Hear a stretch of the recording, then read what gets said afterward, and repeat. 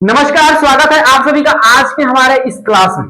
आइए आज की इस नई क्लास की शुरुआत करते हैं। तुगलक वंश का सेकेंड पार्ट की शुरुआत करते हैं।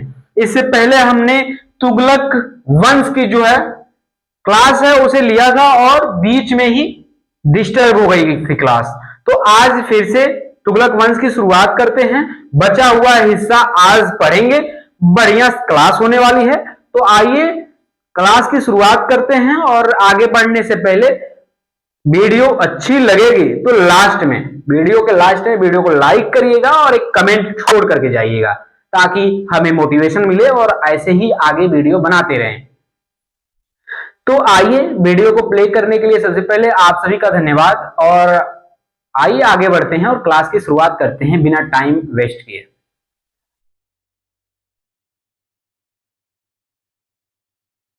हमने पिछली क्लास में क्लियर कर चुके हैं खिलजी वंश जो 1290 से लेकर के 1320 तक चली। फिर उसके बाद हमने तुगलक वंश शुरू किया है और इसमें भी तुगलक वंश में भी हमने फिरोज शाह तुगलक गयासुद्दीन तुगलक जो तुगलक वंश का संस्थापक है वो पढ़ लिए हैं। अब हम पढ़ेंगे मोहम्मद बिन तुगलक। गयासुद्दीन तुगलक के मौत के बाद 1325 ईस्वी में मोहम्मद बिन तुगलक तुगलक वंश की गद्दी पे बैठता है, जिसका नाम जूना खां था या जौना खां कह लीजिए, बचपन का नाम था इसे। और ये मोहम्मद बिन तुगलक के नाम से दिल्ली के गद्दी पर बैठता है और शासन अपना शुरू करता है। कहा जाता है कि जो मोहम्मद बिन तुगलक है ये सुल्तानों में सबसे पढ़ा लिखा सुल्तान था, लेकिन इसके बावजूद जो इसकी योजनाएं थी वो ज्यादातर विफल रही। तो आइए इसकी आज की इस क्लास को खत्म करते हैं, आगे बढ़ते हैं।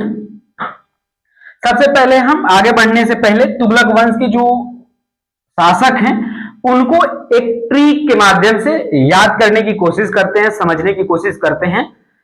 बिना समय लेंदी किए हुए वीडियो को आसानी से समझेंगे और याद भी कर लेंगे। तो तुगलक वंश जो है इसके जो वंशज हैं इनके नाम है और एक ट्रिक है। ट्रिक क्या है कि गया मोहन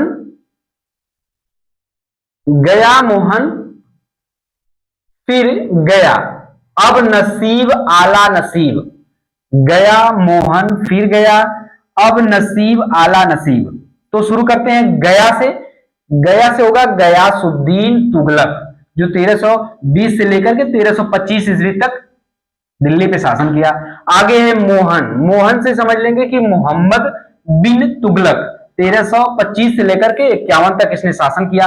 उसके बाद आता फिर आ गया फिरोज शाह तुगलक 1351 से लेकर के 1388 ईस्वी तक इसने शासन किया। फिर आता है कि फिर गया, गया मोहन फिर गया, गया भैया, तो गया भी आ गया अब। इसके बाद इसका है कि गयासुद्दीन तुगलक द्वितीय है, द्वितीय दूसरा। एक तो गयासुद्दीन तुगलक ये था, दूसरा वाला गयासुद्दीन तुगलक ये है जो 1388 से लेकर के 1389 ईस्वी तक ये शासन किया दिल्ली पर। फिर उसके बाद आता है कि अब जो यहाँ पे है, अब इसका मतलब है कि अबू बक्र शाह, अबू बक्र शाह जो 1389 से लेकर के 1390 ईस्वी तक शासन किया।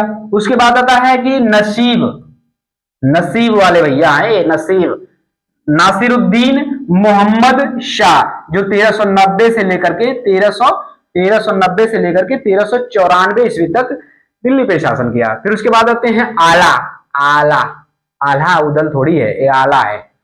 आला, तो आला को समझते हैं। आला से अलाउद्दीन सिकंदर शाह जो 1394 ईस्वी में शासक बना और इसी साल इसका खत्म भी हो गया शासनकाल। उसके बाद आते हैं नसीब, फिर से आ गया। अब नसीब आला नसीब, तो नसीब बात करते हैं नसीब से नासिरुद्दीन महमूद शाह जो 1394 से लेकर के 1412 ईस्वी तक शासन किया। इसके बाद इसे मार करके एक था शासक खिज्र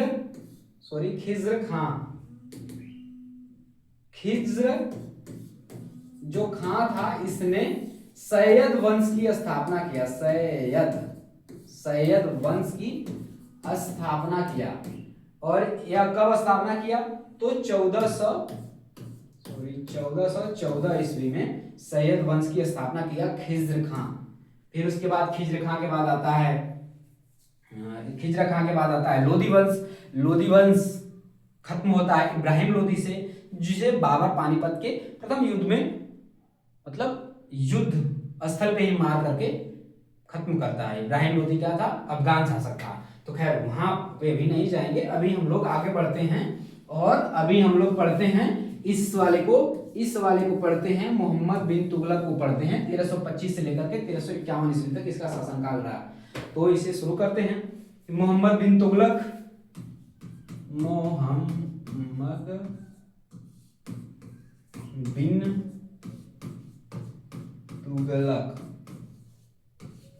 इसका शासनकाल कब से कब रहा? तो 1325 से 1351 ईस्वी तक रहा। कहा जाता है कि मोहम्मद बिन तुगलक ही अपने पिता की हत्या करवा दिया, मतलब षड्यंत्र के तहत गयासुद्दीन तुगलक जो था उसकी हत्या करवा दिया। गयासुद्दीन तुगलक की मौत कैसे होती है कि एक दिल्ली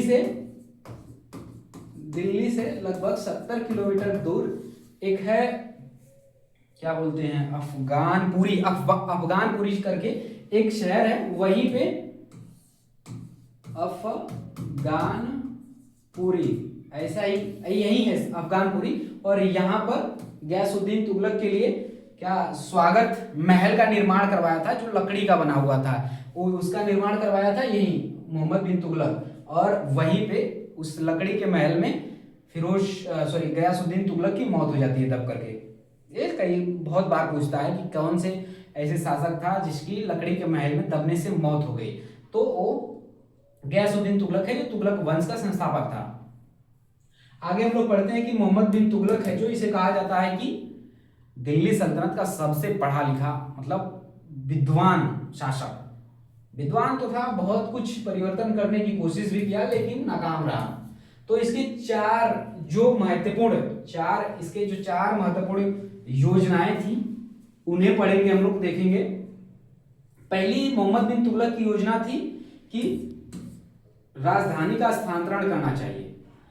ऐसा है कि इससे पहले जो खिलजी वंश था उसने दिल्ली सल्तनत का विस्तार सुदूर दक्षिण तक कर दिया था, भारत के सुदूर दक्षिण भाग में भी कर दिया था। तो दिल्ली से शासन करना काफी मुश्किल हो रहा था दक्षिण में। तो ये था मोहम्मद बिन तुगलक जब गद्दी पर बैठा तो इसे लगा कि दिल्ली में बैठ करके दक्षिण में शासन करना थोड़ा मुश्किल हो रहा है, तो हम क्यों ना दिल्ली के जगह पर हम अपनी राजधानी बदल करके दक्षिण में ही कहीं कर देते हैं, दक्षिण में ही कहीं अपनी राजधानी बनाते हैं, दक्षिण में राजधानी बनाते हैं।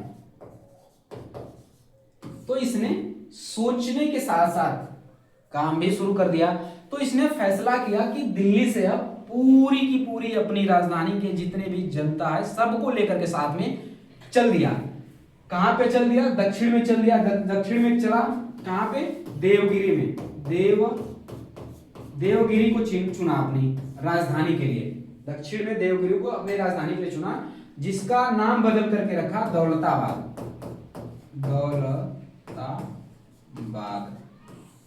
पूछता है, भारत पूछता नहीं है, यहाँ पे एग्जाम में पूछा जाता है कि बताइए कि मोहम्मद बिन तुगलक ने किसे अपनी राजधानी के रूप में चुना था? तो देवगिरी को चुना था और इसका नाम बदल भी दिया दौलताबाद। लेकिन बहुत ही जल्द मोहम्मद बिन तुगलक को समझ आ गया कि जिस प्रकार से दिल्ली में बैठ करके दक्षिण पे शासन करना कठिन था, उसी प्रकार से अब दौलताबाद में बैठ करके दिल्ली पे शासन बनाए रखना मुश्किल है। क्योंकि दिल्ली का जो वातावरण है, दिल्ली का जो क्या रहन सहन है, जो दिल्ली का मानसून है, वो दौलताबाद से मेल नहीं खा रहा था। यहाँ पे जो लोग दिल्ली से आए थे वो जल्द ही बीमार पड़ने लगे, बहुत परेशान हो गए। तो इसे देखते हुए मोहम्मद बिन तुगलक अपने फैसले पे पछतावा करने लगा और वह तुरंत बहुत ही जल्द इसकी योजना विफल हुई और फिर से फैसला किया कि दौलताबाद से वापस दिल्ली की तरफ चलते हैं। तो इसने दिल्ली फिर से वापस आ गया, दिल्ली में आ गया वापस। तो इस प्रकार से उसकी ये भी योजना राजधानी स्थानांतरण का असफल रहा, जो यह 1327 ईस्वी में बनाया था। अगला आते हैं हम लोग कि सांकेतिक मुद्रा 1329 ईस्वी में इसने सांकेतिक मुद्रा चलाया। ऐसा था कि जो चांदी थी, चांदी, ये जो चांदी है ना, दुनिया भर में चांदी का उत्पादन में मंदी आ गई थी, चांदी मिल नहीं रही थी। तो ये मोहम्मद बिन तुगलक पढ़ा लिखा विद्वान था, इसने सोचा कि क्यों ना कुछ नया जुगाड़ निकाला जाए। तो इसने जुगाड़ निकाला कि चांदी के जो टका था, जो सिक्के थे, उसके बदले में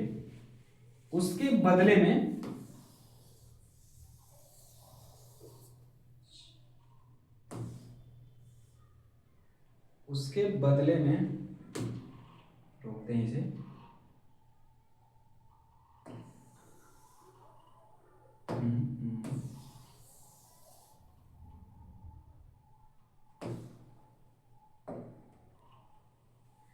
तो जो चांदी था, इसके बदले में मिश्रित धातु के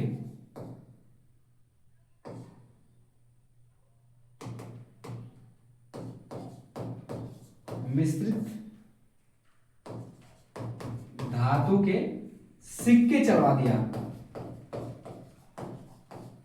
और कहा कि जो इस मिश्रित धातु के सिक्के होंगे उनका मूल्य किसके बराबर होगा? मूल्य चांदी के सिक्के के बराबर होगा, चांदी के सिक्के के बराबर होगा।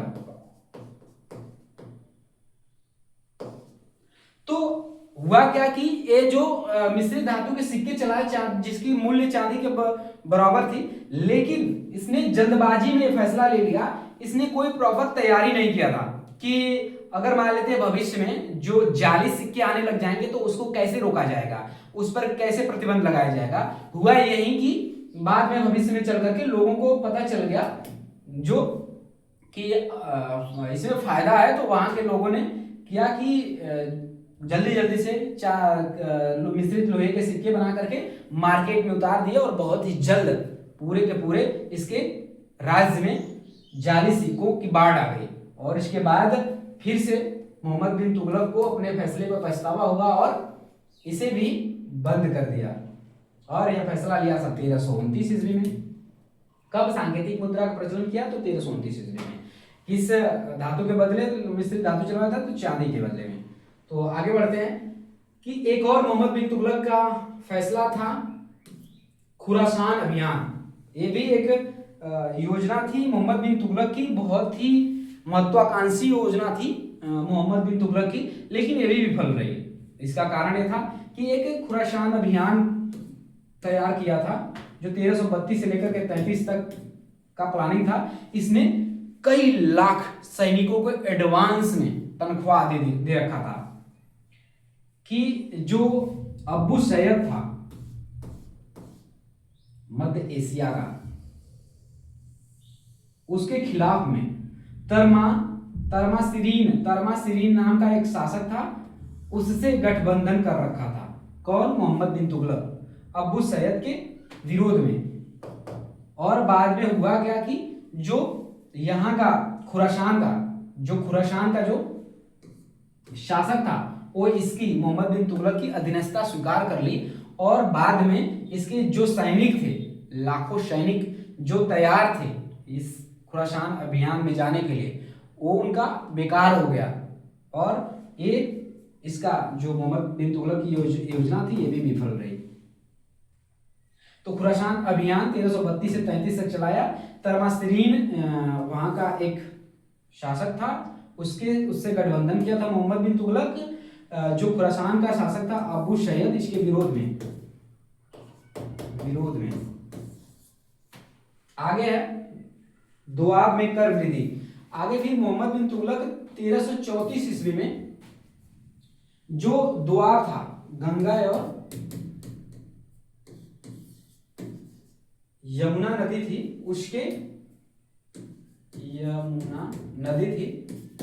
इसके दोआब में जैसे कि हम लोग जानते ही होंगे कि जो नदियों का दोआब होता है उसके जो बीच की भूमि होती है वो काफी उर्वरक होती है, उसमें खेती बहुत अच्छी होती है।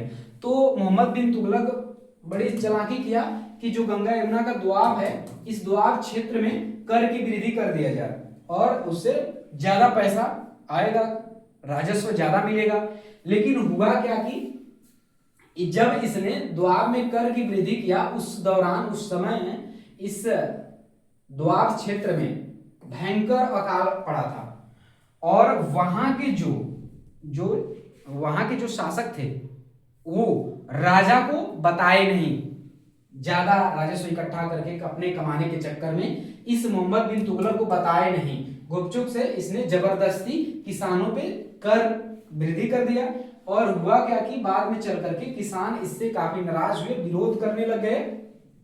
तो बाद में चल करके फिर से मोहम्मद बिन तुगलक को इसे हटाना पड़ा, कर को हटाना पड़ा और यहां पर दीवान ए कोही नाम की वो बनाया, विभाग बनाया, उसके इसके तहत मदद किया किसानों की और कृषि को प्रोत्साहित किया।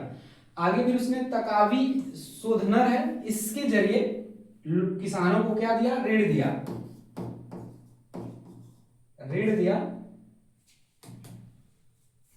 दे करके मदद किया। तो ये रहा मोहम्मद बिन तुगलक की योजना जो विफल रही। राजधानी स्थानांतरण जो 1327 में किया, सांकेतिक मुद्रा 1329 में किया था, ये भी विफल रहा। खुरासान अभियान ये भी 1333 से 33 तक रही, ये भी विफल रहा।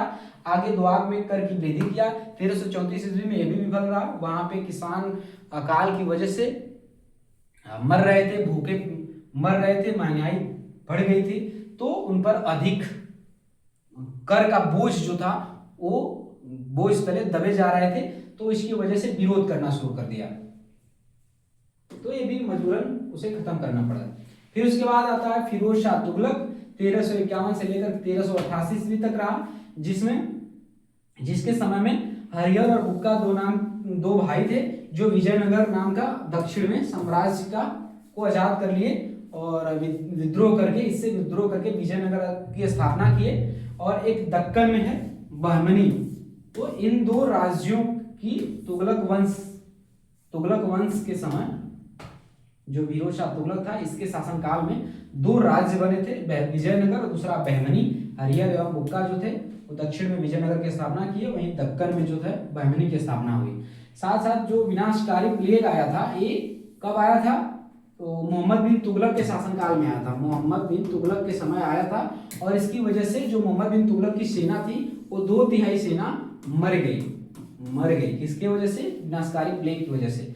तो इस तरीके से भी हानि हुई मोहम्मद बिन तुगलक की, जिसका परिणाम यह हुआ कि दक्षिण में दो राज्य स्वतंत्र हो गए विरोध करके फिरोज शाह तुगलक के शासनकाल में। फिर उसके बाद आते हैं सब जो छोटे मोटे शासक, साल भर 2 साल 3 साल 4 साल शासन करते हैं, लेकिन लास्ट में एक आता है, कौन है,